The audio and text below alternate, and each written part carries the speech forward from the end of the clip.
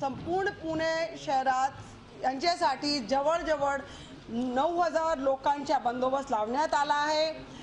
प्रत्येक ठिकाणी आमचे जे मेन रूट्स आहे हे CCTVचे एरिया सर्व्हिलन्सचे खाली आहे।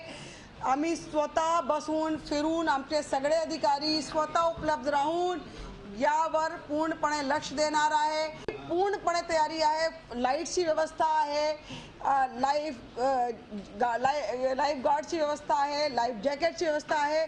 कुठे कोणत्याही परिस्थितीत आम्ही कमी पडणार नाही यासाठी पुणे शहर पोलीस पूर्णपणे तयार आहे। तर कशा प्रकारे पुणे सज्ज झालेले आपण बघा। लक्ष्मी रस्ता, टिळक रस्ता, केळकर रस्ता, कुमठेकर रस्ता या मार्गावरून मिरवणूक जाणार आहे। 4 मार्गांवर 650 गणपती मंडळ या मिरवणुकीत सहभागी होणार आहेत। त्यामुळे शहरातले 17 रस्ते वाहतुकीसाठी उद्या बंद असतील।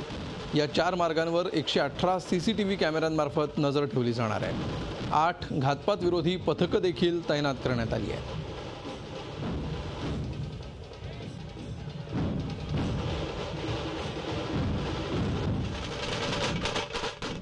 गुन्हे शाखेच्या 10 पथकातले पोलीस कर्मचारी साध्या वेशात तैनात असतील।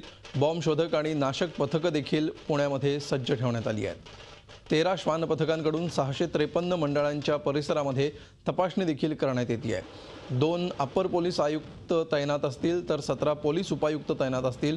39 सहाय्यक पोलीस आयुक्त तर 184 पोलीस निरीक्षक तैनात असणार आहेत। झी 24 तास रहा एक पाऊल पुढे।